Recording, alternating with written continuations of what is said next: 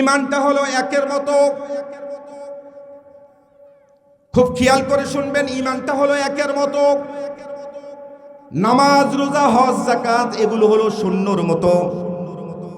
একটা হিন্দু মানুষকে ওনার হাতের মধ্যে একটা কাগজ যদি ভাবে দেন, কাগজের মধ্যে লেখা আছে লা ইলাহা ইল্লাল্লাহু মুহাম্মাদুর রাসূলুল্লাহ, ওনাকে যদি দিয়ে বলেন দোস্ত এটা একটু পড়তো, বন্ধু এটা একটু পড়, উনি এটা পড়েছেন লা ইলাহা ইল্লাল্লাহু মুহাম্মাদুর রাসূলুল্লাহ, আপনি কাগজটা টাচ করে টান দিয়ে বলতেছেন তোকে মুসলমান করে নিয়েছি। আসলে কি কালিমা পড়লেই মুসলমান হয় নাকি? কালিমা পড়লেই মুসলমান হয় না।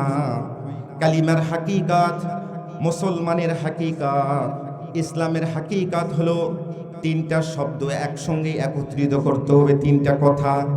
কালিমা মুখে উচ্চারণ করতে হবে, কালিমাকে বিশ্বাস করতে হবে, আর কালিমার যে কাজ এটা কাজে পরিণত করতে হবে। নামাজের ওযুর মধ্যে ফরজ হলো 4টা। কেউ যদি মনে করে কনকনে শীতের মধ্যে একটা ফরজ আদায় করব না, তাহলে কি তার ওযু হবে? ভাই, ওযু হবে না। খুব ভালো করে বোঝেন সম্মানিত বাবারা আমার, আব্বুরা আমার, ভাইজানেরা আমার।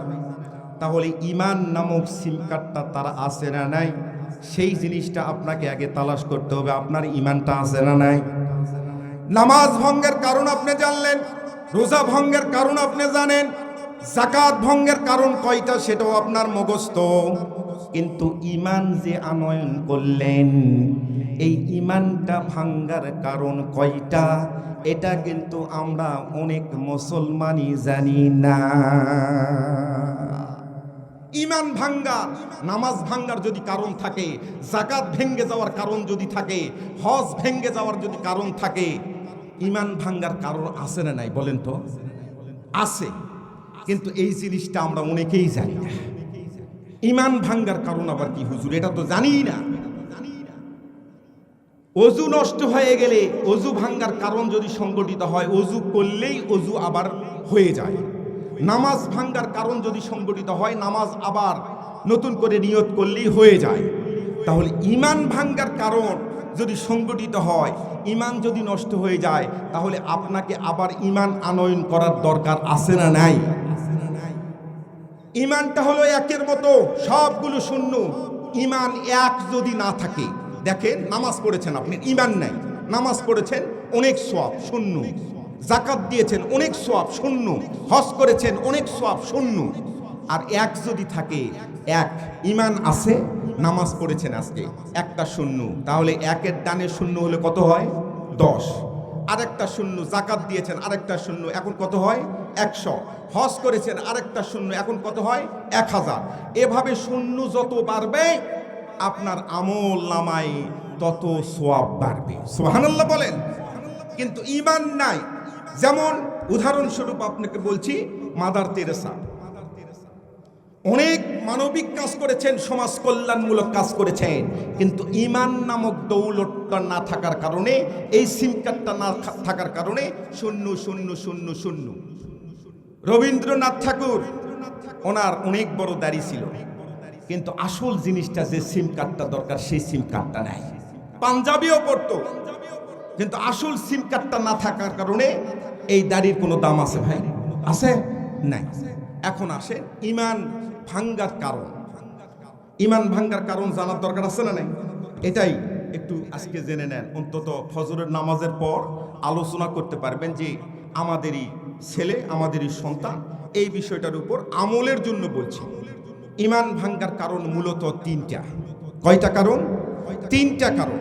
3টা কারণের একটা কারণ যদি সংগঠিত আপনার মধ্যে থাকে, তাহলে আপনি বুঝবেন আপনি ঈমানদার নয়। আজকেই মাহফিলে তওবাতুন নাসুয়া করে আবার কালিমা তৈয়বা পড়ে আপনাকে ঈমান আনয়ন করতে হবে। কোনো বুদ্ধি নাই। মুসলমান ভাইরা আমার, ঈমান ভাঙ্গার 1 নাম্বার কারণ কুফরি করা। কুফরিটা কি জিনিস? এই কোরআনুল কারীম 100% বিসমিল্লাহর বাদ থেকে সূরা নাসের সিন পর্যন্ত সব কিছু আপনাকে বিশ্বাস করা, আমলে নিয়ে আসা এবং মুখে উচ্চারণ করা, এটা হচ্ছে 1 নম্বর ঈমান। যদি কোরআনুল কারীমের 80% আপনি মানেন আর 1% 20% যদি মনে করেন এটা আমার জন্য একটু কঠিন, এটা মানা যাবে না, এটার ধারে পাশে যাব না, তাহলে আপনি বুঝবেন আপনার ঈমান নাই, আপনি কুফরি করেছেন। আপনাকে অবশ্যই ঈমান আনয়ন করতে হবে। 1 নম্বর শর্ত হলো কুফরি। আপনাকে কোনো ক্রমে কোরআনুল কারীমের সব কিছু আপনাকে মেনে নিতে হবে, সব কিছু আপনাকে মানতেই হবে, আপনার বুঝে আসুক অথবা না বুঝে আসুক। কোনো রকম প্রশ্ন করা হবে না। আতিউল্লাহ ও আতিউর রসুল, আল্লাহ এবং আল্লাহর রাসূলের ব্যাপারে কোনো রকম প্রশ্ন ছাড়াই, সন্দেহ ছাড়াই আপনাকে মেনে নেওয়া, এটা হলো ঈমান। ওযু করার পরে আপনার ওযু নষ্ট হয়েছে, আপনার বায়ু হয়েছে, এই জন্য ওযু নষ্ট হয়েছে। আপনার মধ্যে বিভিন্ন প্রশ্ন আসতেছে যে ওযু নষ্ট হয়ে গেল, আমাকে বলতেছে, হাদিস বলতেছে, আল্লাহ রাসূল বলতেছে, আল্লাহ বলছে ওযু নষ্ট হয়ে যাওয়ার সঙ্গে সঙ্গে 4টা অঙ্গ প্রত্যঙ্গ ধৌত করতে হবে, তারপরে ওযু আবার হবে। ফরজ আদায় করলে ওযু হয়ে গেল। কিন্তু আপনার মাথার মধ্যে প্রশ্ন যে আমার বায়ু বের হয়ে গেল আর আমাকে এই 4টা অঙ্গ প্রত্যঙ্গ ধুতে বলতেছে, এটা আমার মাথার মধ্যে কোনোভাবেই ঢুকতেছে না। যেই জায়গা দিয়ে বাতাস বের হয়ে গেল সেই জায়গাটা তো ধোয়ার দরকার। এরকম আপনার নানা রকম প্রশ্ন আসতেছে। সম্মানিত হাজিরিন, কোনো ব্যাপারেই কোনো প্রশ্ন নেই। আল্লাহর রাসূল বলেছেন, আল্লাহ হুকুম করেছেন, কোনো প্রশ্ন ছাড়াই, সন্দেহ ছাড়াই আপনার বুঝে আসুক অথবা না আসুক, এটার নাম হলো ঈমান। কথা কি বুঝাইতে পেরেছি মুসলমান ভাইরা রে আমার? তাহলে কোরআনুল কারীমের মধ্যে যতগুলো আয়াতে কারিমা আছেন, সব আয়াতে কারিমা বিশ্বাস করার নাম ঈমান। আমাদের বাংলাদেশের মধ্যে একটা গোষ্ঠী আছে, এই গোষ্ঠীটার নাম হলো কাদিয়ানি গোষ্ঠী। এরা কোনো রকম ভাবে কোরআনুল কারীমের 4টা অক্ষরকে অস্বীকার করে, 4টা মাত্র অক্ষরকে অস্বীকার করে, 4টা লাইন নয়। এই জন্য পৃথিবীর সমস্ত মুফাসসিরে কেরাম, সমস্ত আলেম ওলামা একমত পোষণ করেছেন এরা হচ্ছে কাফির। এরা নামাজ পড়ে, এরা রোজা রাখে, এরা হজ করে, এরা আল্লাহর নবীকে নবীও মানে, এরা সব কিছু ঠিক আছে, এদের মসজিদ আছে, মাদ্রাসা আছে, সব কিছু ঠিক আছে, মাথার মধ্যে পাগড়ি দিয়ে চলাফেরা করে, সব কিছু ঠিক আছে। কিন্তু পৃথিবীর সমস্ত হকপন্থী আলেম ওলামা এক বাক্যে ঘোষণা করে দিয়েছে, কোরআনুল কারীমের 4টা অক্ষরকে না মানার কারণে, অস্বীকার করার কারণে এরা হচ্ছে কাফির। 1 নম্বর হচ্ছে খ, তা, মিম, নুন। এই 4টা অক্ষরকে অস্বীকার করে। খ, তা, মান। আমাদের নবীকে নবী মানে, কিন্তু আমাদের নবীকে মুহাম্মদ রাসূল সাল্লাল্লাহু আলাইহি সাল্লামকে শেষ নবী মানে না। নাউজুবিল্লাহ বলবেন না? কাদিয়ানি সম্প্রদায় শেষ নবী মানে না। গোলাম আহমেদ কাদিয়ানি ভারতের গুরুদাসপুরে, ওনার 220 বছর বা 19 বছর আগে জন্মগ্রহণ, আজ থেকে তিনি নিজেকে শেষ নবী দাবি করেছেন, নিজেকে শেষ নবী দাবি করেছেন। নাউজুবিল্লাহ বলবেন না? 4টা অক্ষরকে না মানার কারণে ওনাকে তামাম পৃথিবীর আলেম ওলামা বলেছেন এই গোষ্ঠীটা হলো কাফের, ঈমান নাই। নামাজ, রোজা, হজ, যাকাত এগুলোর কোনো দাম নেই। নাউজুবিল্লাহ বলে। মুসলমান ভাইরা রে আমার, এই কোরআনুল কারীমের মধ্যে আলা লাহুল খালকু ওয়াল আমর, এই আয়াতে কারিমার মধ্যে 15টা অক্ষর আছে। 4টা অক্ষরকে অস্বীকার করার কারণে তামাম পৃথিবীর আলেম ওলামা যদি এক বাক্যে ফতোয়া দেয় তারা কাফের। আলা লাহুল খালকু ওয়াল আমর, সৃষ্টি যার, আল্লাহর জমিনে আইন চলবে তার। এই 5টা, এই 15টা অক্ষরকে যদি আপনি অস্বীকার করেন, আপনি যদি মনে করেন এই তো এবার রাজনীতি ওয়াজ শুরু করে দিয়েছে, তাহলে সরাসরি আপনি কুফরি করলেন, আপনার ঈমান থেকে বহিষ্কার, আপনাকে ঈমান আনয়ন করে আবার মুসলমান হতে হবে। মুসলমান ভাইরা আমার, আল্লাহ রাব্বুল আলামিনের জমিনে আল্লাহর আইন চাই, এই কথাটা মদিনার প্রেসিডেন্ট জনাবে মুহাম্মদ রাসূল সাল্লাল্লাহু আলাইহি সাল্লাম যখন মসজিদে নববীতে আহলে সুফফার উপর বসা, তখন আল্লাহর পয়গম্বরের সামনে আদবের সহিত অনেক সাহাবী বসা। এই সাহাবীদের মধ্যে মদিনার অধিবাসী আল্লাহর পয়গম্বরের হাত ধরে বাইয়াত গ্রহণ করেছে এরকম একজন নামকরা সাহাবী। এই সাহাবীটার নাম হলো আব্দুল্লাহ ইবনে উবাই বিন সুলুল। উনিও ওখানে বসা থাকে, সর্বসময় বসে থাকে। আল্লাহর পয়গম্বরের পিছনে 12টি বছর নামাজ আদায় করেছে। আল্লাহর পয়গম্বরের পিছনে নামাজ আদায় করত, কোনো জায়গায় দাঁড়াতো না, মসজিদ নববীর কোনো জায়গায় দাঁড়াতো না। আবু বকর সিদ্দিক রাদিয়াল্লাহু তাআলা আনহু, আল্লাহর পয়গম্বরের কলিজার টুকরা সাহাবী, উনি যখন আল্লাহর পয়গম্বরের পিছনে দাঁড়ায়, আব্দুল্লাহ ইবনে উবাই উনি আস্তে করে ডাক দিয়ে আবু বকরকে মৃদু আঘাত করে সরাইয়ে দিয়ে সরাসরি পয়গম্বরের পিছনে দাঁড়াতেন। সুবহানাল্লাহ বলেন। কত বড় আশিক আল্লাহর নবীর, কত বড় আশিক সাহাবী। আল্লাহর নবী আহলে সুফফার উপর বয়ান করতেছে, একদিন বয়ান করতেছে। উনি বয়ান করতে গিয়ে উনি বলে দিয়েছেন, নবীজি বলে দিয়েছেন, এই সাহাবীরা তোমরা শোনো, আল্লাহ রাব্বুল আলামিনের কাছে 2টা নাম খুব পছন্দ। আল্লাহ খুব পছন্দ করে, মানুষের এই 2টা নাম পছন্দ করে। একটা হচ্ছে আব্দুল্লাহ আর একটা হচ্ছে আব্দুর রহমান। সুবহানাল্লাহ বলে। কত আশিক আল্লাহর নবীকে কত ভালোবাসতেন দেখেন। এই সাহাবী এই কথাটা শোনার সঙ্গে সঙ্গে হাত উত্তোলন করেছে, লাব্বাইকা ইয়া সাদিক রাসূলুল্লাহ, হুজুর আমি একটু বাড়িতে যাব আর আসব, আপনি একটু অনুমতি দেন। আল্লাহর নবী এলকা করলেন, ইশারা করলেন, যাও তাড়াতাড়ি যাও, বাড়ির থেকে চলে আসো। তিনি দৌড় দিলেন বাড়িতে।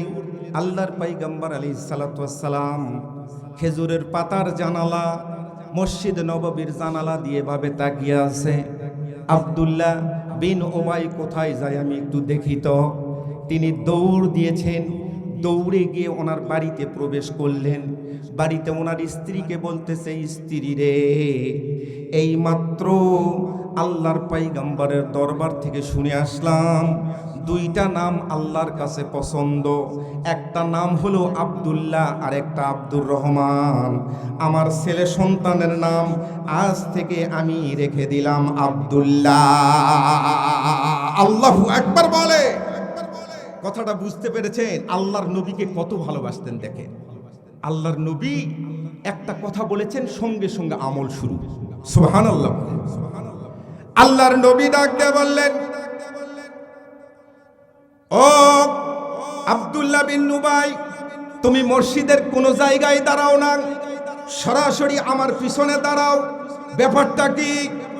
আব্দুল্লাহ বিন উবাই কাঁদো কাঁদো কণ্ঠে আল্লাহর পয়গম্বরকে ডাক দিয়ে বলছেন, ইয়া রাসূলুল্লাহ, ইয়া হাবিবাল্লাহ, আমাকে মাহরুম করবেন না, আমি প্রচণ্ড আপনাকে ভালোবাসি, এই কারণে আমি এখানে দাঁড়াই। আল্লাহর পয়গম্বর আলাইহিস সালাতু ওয়াস সালাম মসজিদে নববীতে বসা। এমন সময় যুবক একটা ছেলে আল্লাহর পয়গম্বরের সামনে দাঁড়ানো। ওমর ফারুক রাদিয়াল্লাহু তাআলা মৃদু আঘাত করে পয়গম্বরকে ইশারা করে বললেন, পয়গম্বর, এই যুবক ছেলেটাকে কি আপনি চেনেন গো?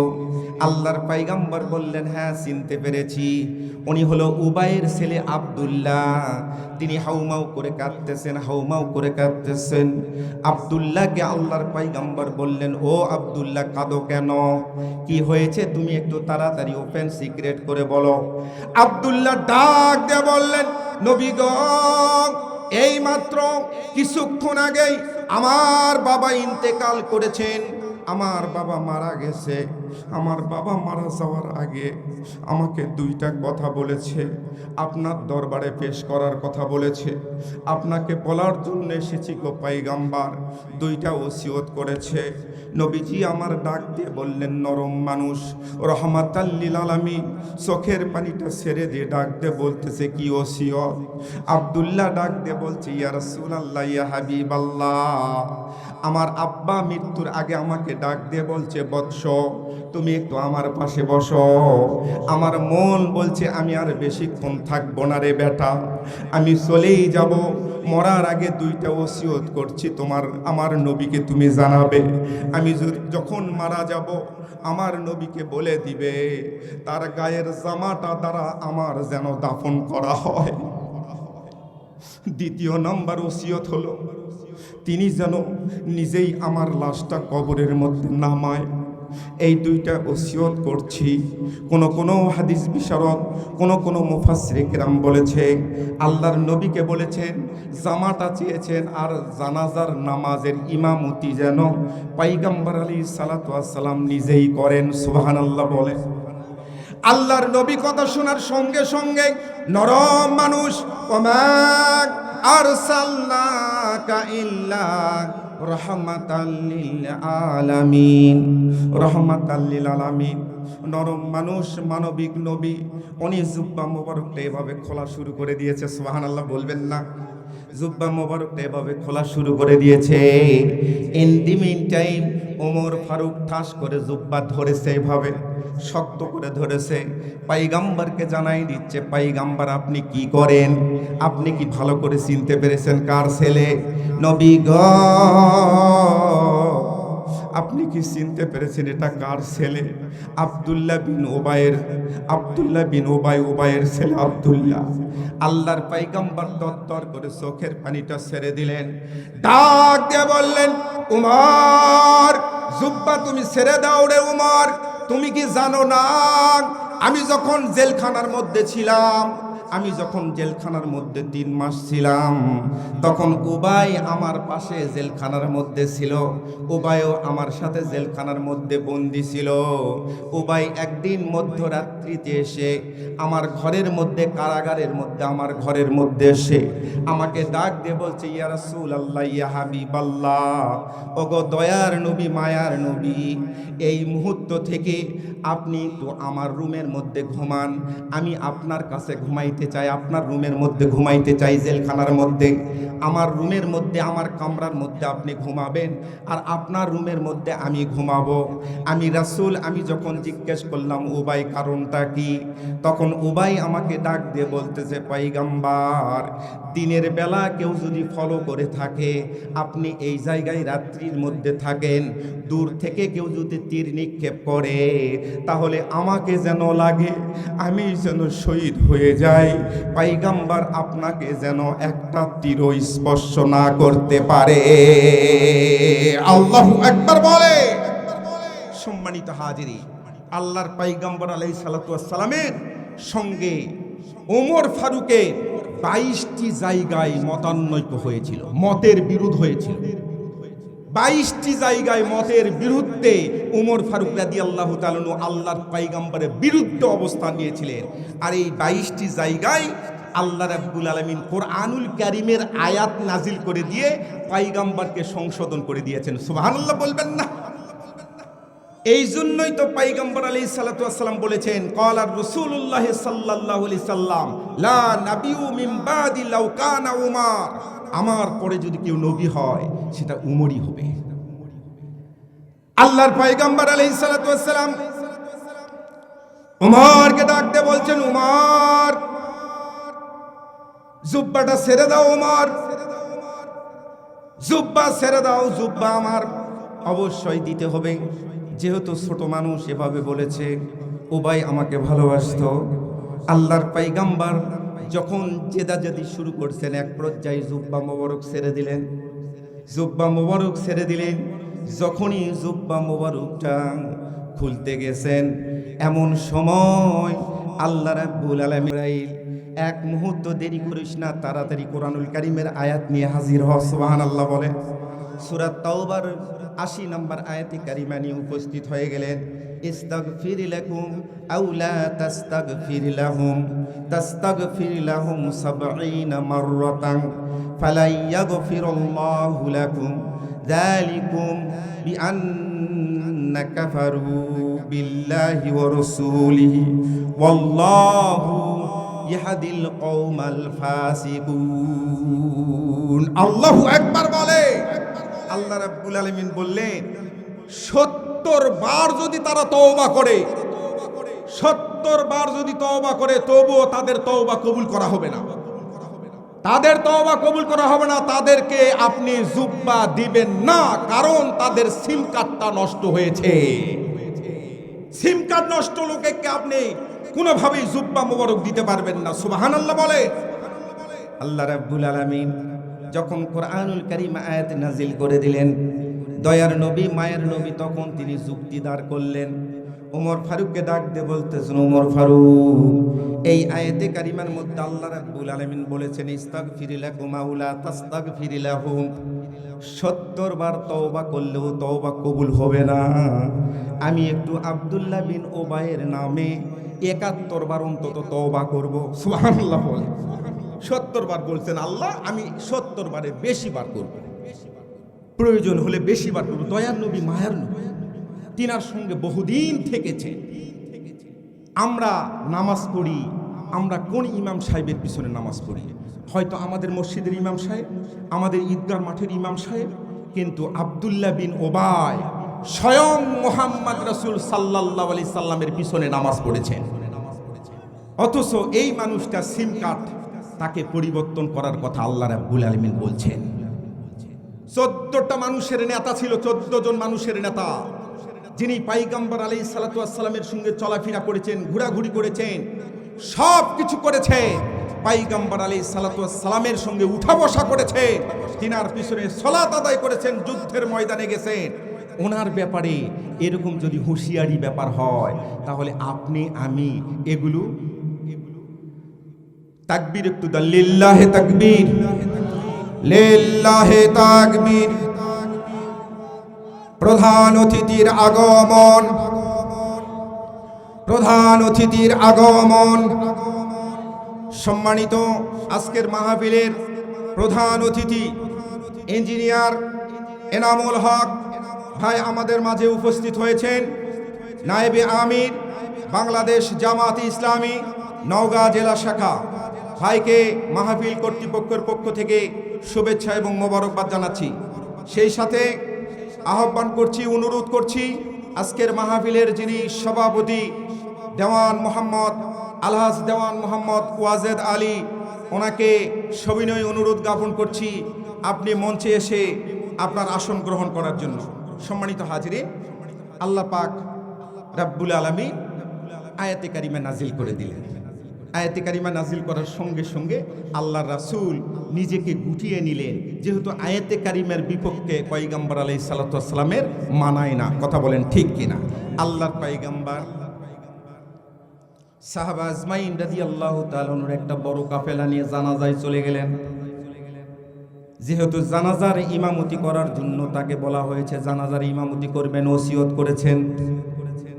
আব্দুল্লাহ ইবনে ওবাই তিনার জানাজার নামাজের ইমামতি করার জন্য আল্লাহর পয়গম্বর আলাইহিস সালাতু ওয়াস সালাম নিজে ইমামতির লাইনে দাঁড়িয়ে গেছেন। সুবহানাল্লাহ বলবেন না? ইমামতির কাতারে দাঁড়িয়ে গেছেন। এমন সময় লাইন করা হচ্ছে, লাইন সোজা করা হচ্ছে, লাইন সোজা করো, কিন্তু উমর ফারুক রাদিয়াল্লাহু তাআলা আনহু কোনোভাবেই লাইনের মধ্যে দাঁড়ায় না। ঐতিহাসিক বিদগণ লেখেন, ঐতিহাসিক বিদগণ লেখেন কোনোভাবেই উমর ফারুক লাইনের মধ্যে দাঁড়ায় না। লাইন থেকে বাহিরে গিয়ে তিনার সমস্ত শরীরটা ঘামতেছে, সমস্ত শরীরটা ঘামতেছে। আল্লাহর পয়গম্বর আলাইহিস সালাতু ওয়াস সালাম লাইন সোজা করে দিলেন। সবে মাত্র আল্লাহু আকবার বলবেন, নিয়ত করবেন, তাকবীরে তাহরিমা বাঁধবেন, এমন সময় কোরআনুল কারীমের আয়াত নাজিল হয়ে গেল। মৌমাছির মতো গুনগুন গুনগুন শব্দ চলে আসলো, আর উমর ফারুক রাদিয়াল্লাহু তাআলা মুস্কি মুস্কি হাসা শুরু করলেন। সুবহানাল্লাহ বলেন। যখন মৌমাছির মতো গুনগুন শব্দ হয়, তখন পয়গম্বর আলাইহিস সালাতু ওয়াস সালাম সমস্ত কাজ থেকে বিরত হয়ে যান। তিনি জানেন এই মুহূর্তে কোরআনুল কারীমের আয়াত নিয়ে জিবরাইল তার কাছে উপস্থিত হচ্ছেন। এমন সময় তার কানে কানে জিবরাইল জানায়ে দিলেন সূরা তাওবার 84 নম্বর আয়াতে কারিমা, ওয়ালা তুসাল্লি আলা আহাদিম মিনহুম মাতা আবাদাও ওয়ালা তাকুম আলা কবরি ইন্নাহুম কাফারু বিল্লাহি ওয়া রাসূল ওয়াল্লাহু ইয়াহদিল কওমাল ফাসিকুন। আল্লাহু আকবার বলে। আল্লাহ রাব্বুল আলামিনের ফয়সালা, ও পয়গম্বর আপনি বের হন, আপনি ওই জানাজা থেকে বের হয়ে যান। কোনোভাবেই এদের জানাজা তো পড়া দূরের কথা, এদের সঙ্গে কোনো আত্মীয়তা করতে পারবেন না, এদের সঙ্গে কোনো বন্ধুত্ব করতে পারবেন না, এদের সঙ্গে কোনো রকম চুক্তিবদ্ধ করতে পারবেন না। এরা হচ্ছে কুফরি করেছে, এদের মধ্যে নিফাকি আছে। আপনার দরবারে বসে সমস্ত কথার মধ্যে সায় দেয়, আপনার সব কথার মধ্যে তারা সমর্থন করে, কিন্তু এখান থেকে উঠে ওই সার স্টলে বসে কুসা পরা মুরগির মতো কুসকুস করে, আর একজন আরেকজনকে মৃদু আঘাত করে বলে, আরে কোরআনুল কারীমের আইন নাকি বাস্তবায়ন করতে চাই, এটা কি কোনো কথা হলো নাকি?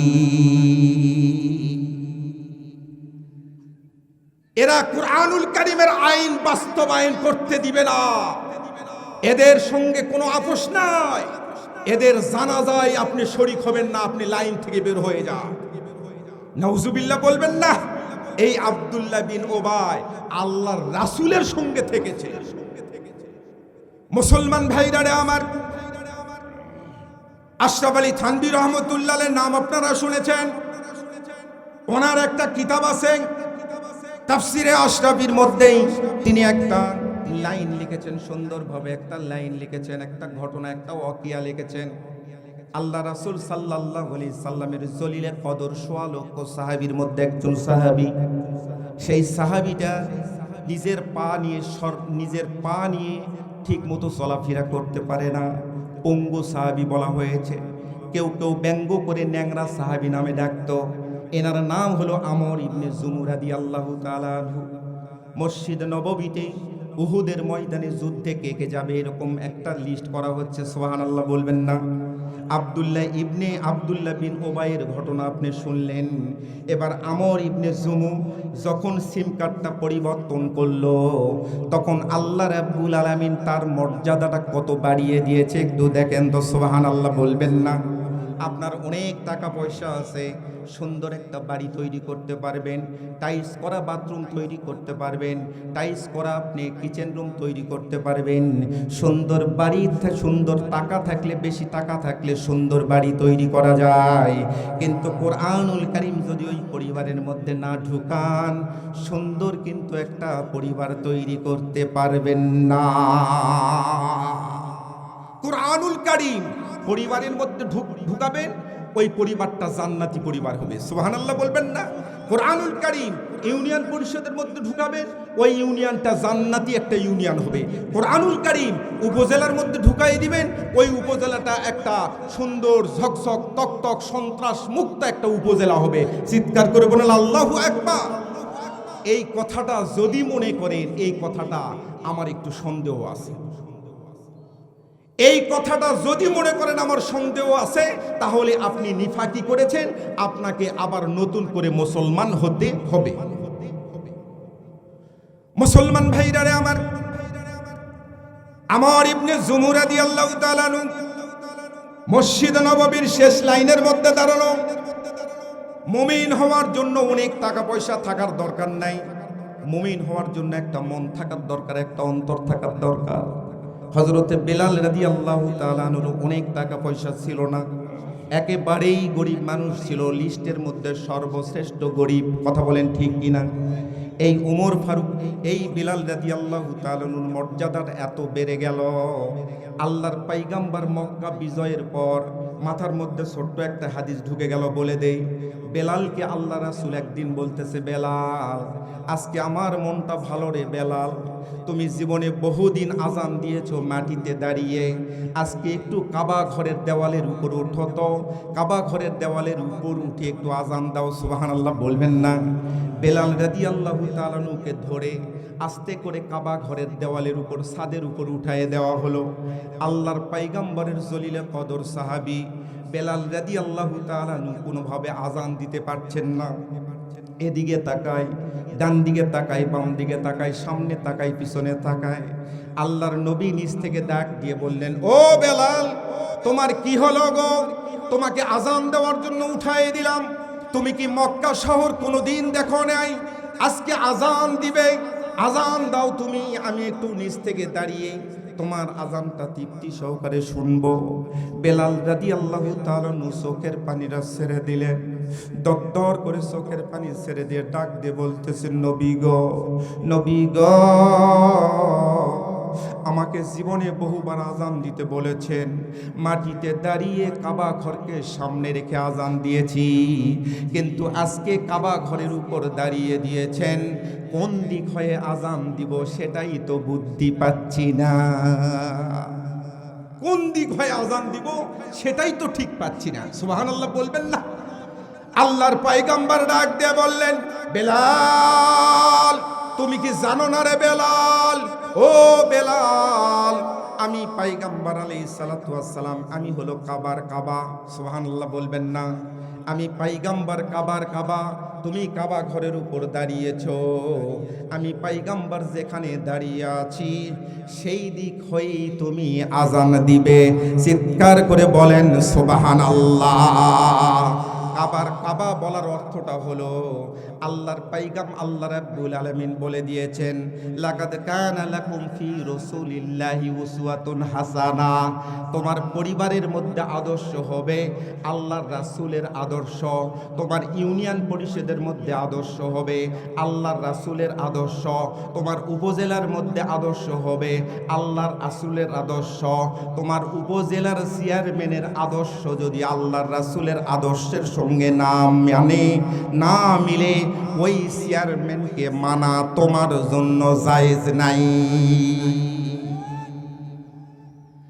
মুসলমান ভাইরা আমার ইবনে জুমুক রাদিয়াল্লাহু তাআলা আনহু মসজিদ নববীর শেষ লাইনের মধ্যে বসানো অবস্থায় এমন সময় পয়গম্বর আলাইহিস সালাতু ওয়াস সালাম লিস্ট করছেন, উহুদের ময়দানে কে কে যাবে তোমরা একটু নামটা লেখাও, নামটা একটু বলো। একজন একজন করে বলা হচ্ছে। এমন সময় ন্যাংরা সাহাবী, পা দ্বারা ঠিক মতো হাঁটতে পারে না, খোঁড়াইতে খোঁড়াইতে হাঁটে। আমর ইবনে জুমু আরেকজনের কাঁধের উপর ভর করে তিনি আস্তে করে দাঁড়িয়ে গিয়ে হাত উত্তোলন করে বলছেন, লাব্বাইকা ইয়া সাদিক রাসূলুল্লাহ, আমার নামটা একটু লিস্টের মধ্যে উঠায় নেন। সুবহানাল্লাহ বলবেন না? আল্লাহর নবী ওনার দিকে তাকালেন, আমর ইবনে জুমুকে বললেন, আমর ইবনে জুমুক তুমি বসে পড়ো, তোমার যাওয়ার দরকার নাই, আমার লিস্টের মধ্যে তোমার 4 সন্তানের নাম লিপিবদ্ধ করা হয়েছে। তোমার 4 সন্তান যেহেতু সিরিয়ালে আছে, তোমার 4 সন্তানের সঙ্গে তোমার যাওয়ার দরকার নাই, তুমি তোমার মহিলা বিভাগ নিয়ে থাকবে, বাড়িতে সবাইকে দেখাশোনা করবে, তুমি এখানে থাকো। মানবিক কত নবী দেখেন। আল্লাহর পয়গম্বর আলাইহিস সালাতু ওয়াস সালাম যখন এভাবে বললেন, আমর ইবনে জুমু মনটা খারাপ করে ওখানে বসে পড়লেন। ইন দি মিন টাইম একজন তো মেসেজ সেন্ডিংকারী ওখানে বসে আছেন, কথা বলেন ঠিক কিনা? তিনি আস্তে করে বসে 2 হাত উত্তোলন করে এভাবে দোয়া করছেন, ওগো আল্লাহ, তোমার নবীর কাছে নামটা দিতে চাইলাম, তোমার নবীজি আমার নামটা লিপিবদ্ধ করে নিল না, দয়া করে মায়া করে আমার নামটা পয়গম্বরের লিস্টের মধ্যে লিপিবদ্ধ করে দেওয়ার ব্যবস্থা করে দেন। সুবহানাল্লাহ বলেন। দেখেন, লক্ষ্য করে দেখেন, আপনার মনের মধ্যে যে নেফাকি আছে এটা পৃথিবীর কোনো হুজুর দূর করে দেওয়ার ক্ষমতা নাই। এটা যদি আপনি পারেন একা আপনার সিমটা পরিবর্তন করার চেষ্টা করতে হবে।